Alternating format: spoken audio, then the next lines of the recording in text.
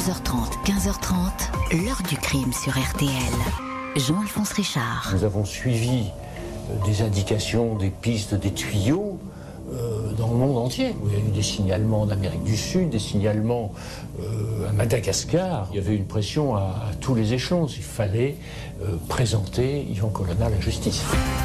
Bonjour, 1503 jours de cavale et autant de jours d'enquête. La traque du berger Yvan Colonna, condamné pour avoir assassiné le préfet Claude Érignac, reste comme l'une des plus longues, des plus intenses, des plus acharnées jamais conduites par la police française. Pendant plus de 4 ans, on va rechercher Colonna sur toute l'île, sur le continent, à Nice, en banlieue parisienne. On va même le croire réfugié en Amérique du Sud, hébergé par une colonie d'amis insulaires.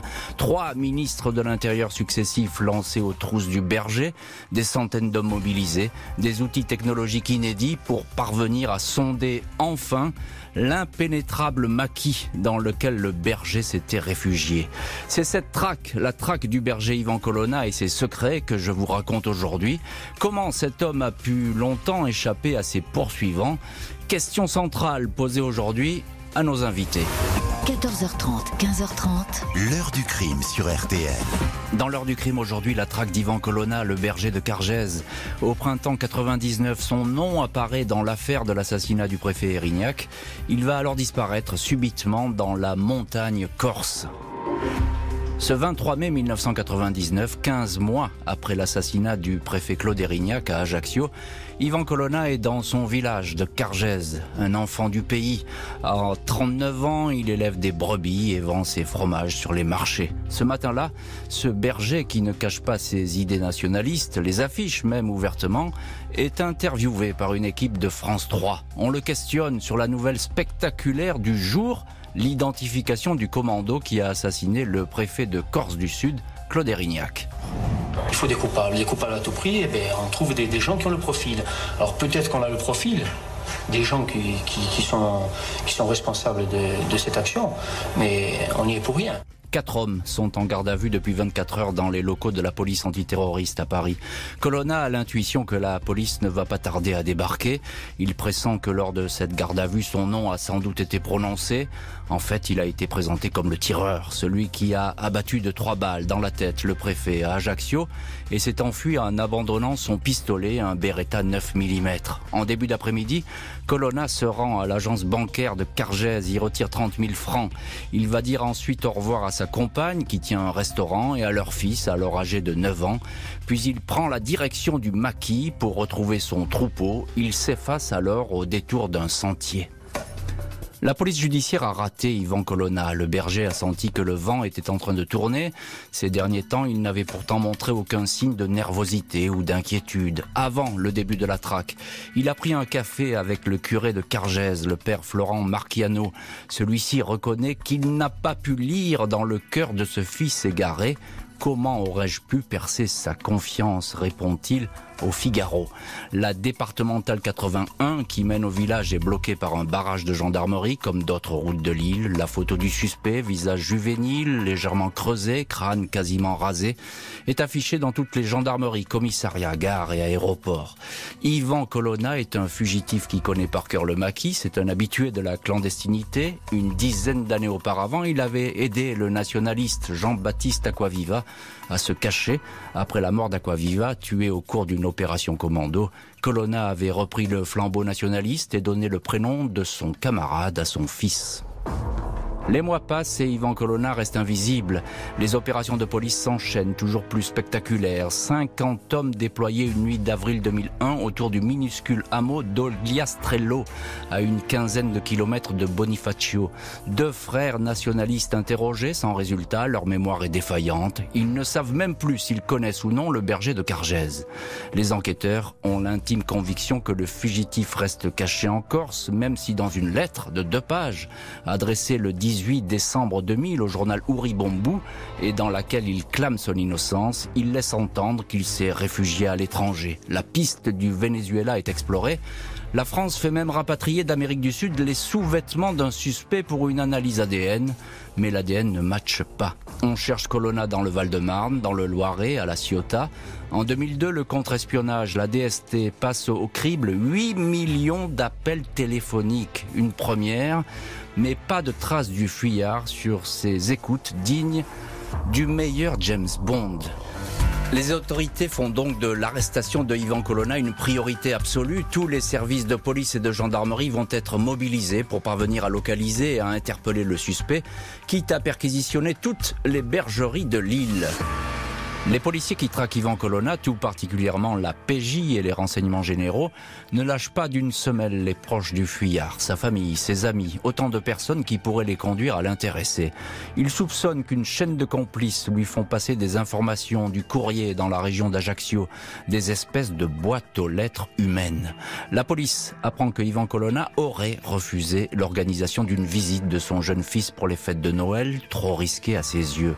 Le beau-frère du suspect, Joseph Caviglioli, gérant d'un motel à Cargèse, est étroitement observé, mais sa mort dans un accident ruine une surveillance qui s'annonçait fructueuse. Les renseignements, toujours anonymes, évoquent régulièrement des refuges et des bergeries. Le refuge Mangano, au centre de la Corse, à 1568 mètres d'altitude, le long d'un chemin muletier, est ainsi localisé. Les policiers déguisés en randonneurs du dimanche sont vite repérés.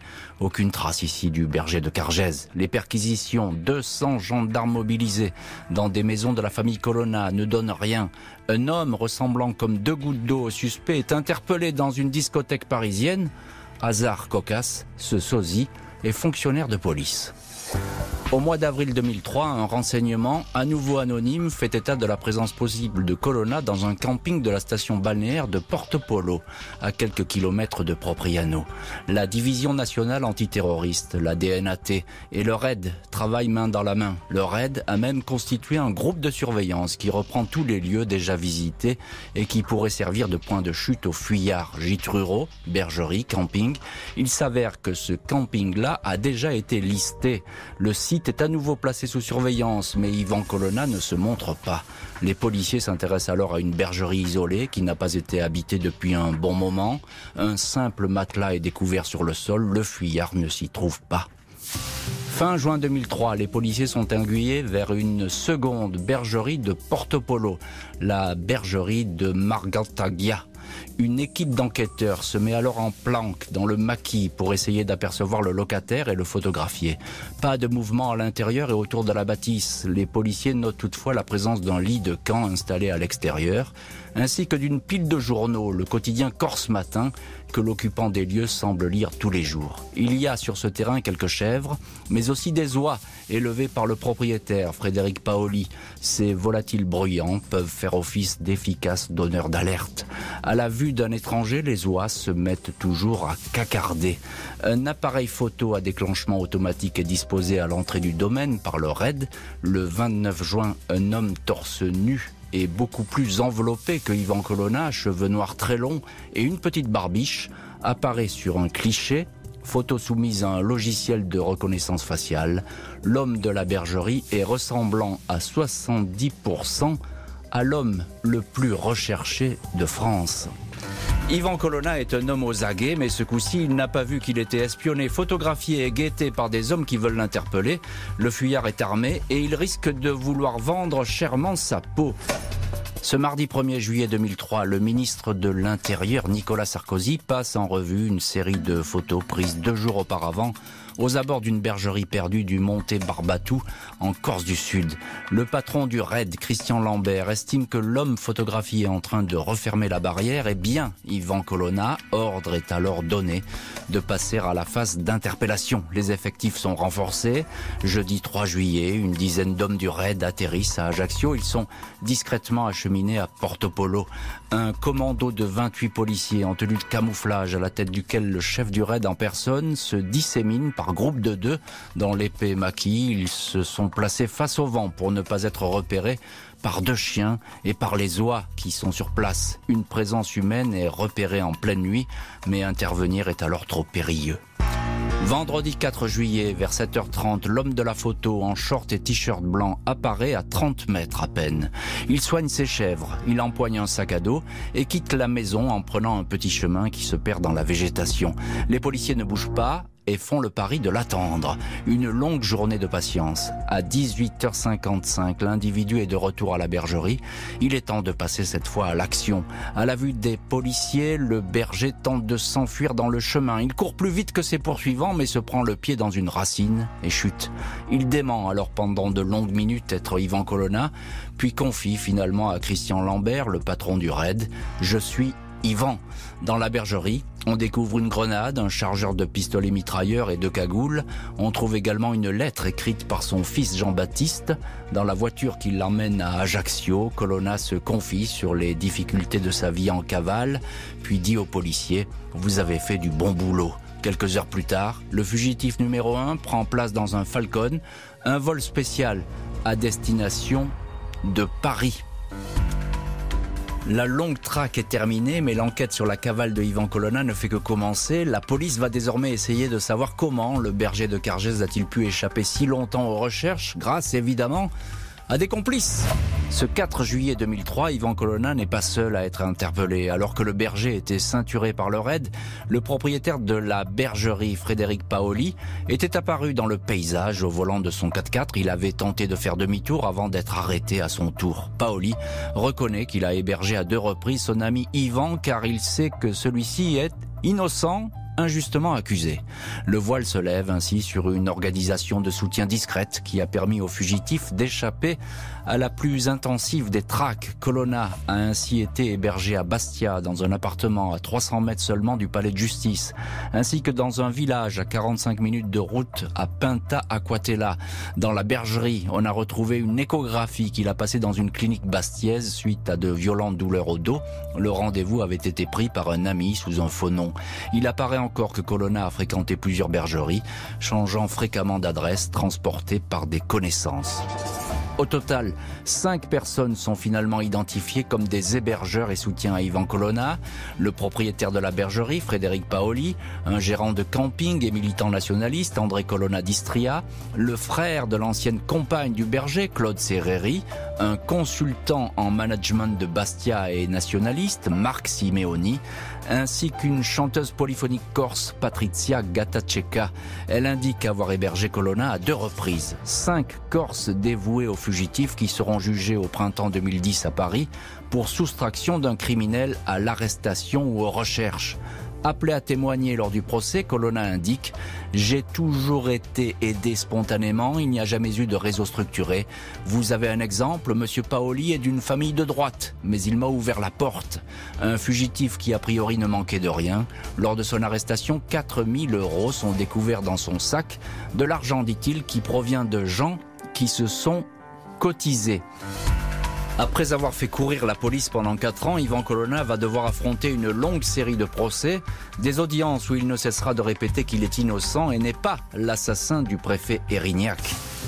Ce 12 novembre 2007, Yvan Colonna pénètre sous bonne garde dans la cour d'assises spéciale de Paris.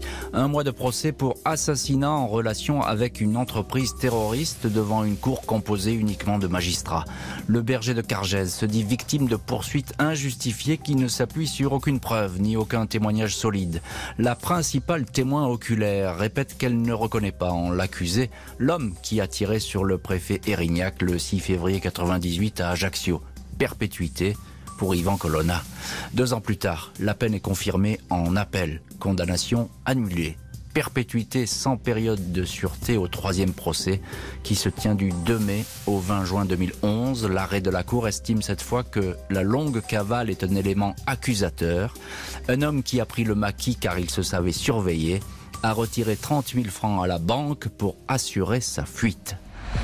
À l'issue de ce verdict définitif, Yvan Colonna s'était exclamé devant ses juges « Je suis innocent, je n'ai jamais tué personne, je n'ai jamais encouragé à le faire, je n'ai jamais imaginé tuer quelqu'un, je n'ai pas fait ça, ce n'est pas moi. Je vous demande de me croire, je veux rentrer chez moi pour me reposer. » Yvan Colonna n'est pas rentré en Corse, il est à ce jour toujours incarcéré. L'heure du crime, présenté par Jean-Alphonse Richard sur RTL.